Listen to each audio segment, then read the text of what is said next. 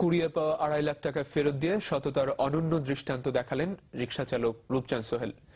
বুধবার রাজধানীর নীলক্ষেত এলাকা থেকে কুড়িয়ে পাওয়া ওই টাকা থানায় জমা দেন তিনি।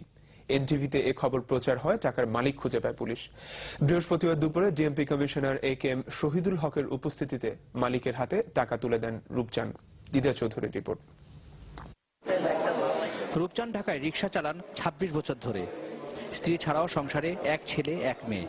দিনের রোজগার দিনেই ফুরিয়ে যায়। অন্য সব দিনের মতো বুধবারটাও একইভাবে শুরু করেছিলেন রূপচাঁদ।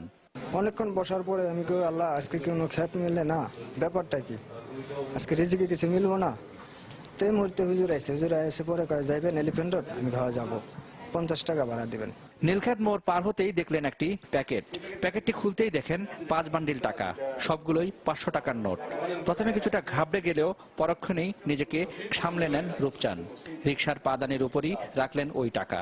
পরে রিকশায় থাকা যাত্রীর পরামর্শে নিউ মার্কেট থানায় জমা দেন টাকাগুলো। এত টাকা দেখি আমার কাপিটে গেছে। আমি টাকা নিয়ে মনে হয় বাদ দিতে পারতাম না। হ্যাঁ, রাস্তা অ্যাক্সিডেন্ট হতো ভয়তে।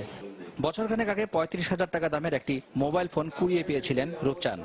মালিক খুঁজে সেটিও ফিরিয়ে দিয়েছিলেন তিনি। রূপচাঁদের এই সততায় মুগ্ধ হয়ে টাকার মালিক বাংলাদেশ চেম্বার অফ ইন্ডাস্ট্রিজের সভাপতি শহীদুল ইসলাম হেলাল হারিয়ে যাওয়া টাকা থেকে সবার সামনেই 50,000 তুলে দেন রূপচাঁদের হাতে। এনটিভিতে বলেছে যে অনেক টাকা পাওয়া গেছে, তো আমি একবার আসতে চাই না, কিন্তু রিক্সাওয়ালার কথা শুনে আমি বললাম না, I must come and see the রিক্সাওয়ালা। এই জন্য আমি রাতে আসলাম। রূপচাঁদের এই সততা অবাক করেছে খোদ পুলিশকে। তারাও সততার প্রতীকী মূল্য হিসেবে 5,000 টাকা তুলে দেন তার হাতে। এদের কাছে আমাদের কিছু শিক্ষণীয় আছে। আমরা যখন জাতি হিসেবে অনেক নিচে চলে যাচ্ছি, তখন সে একটা অনেক বড় ধরনের কাজ করছে এবং আমার ভালো লেগেছে যে আমার থানায় এই ঘটনা ঘটেছে এবং আমার মাধ্যমে এটা সে আবার ফেরত পেল।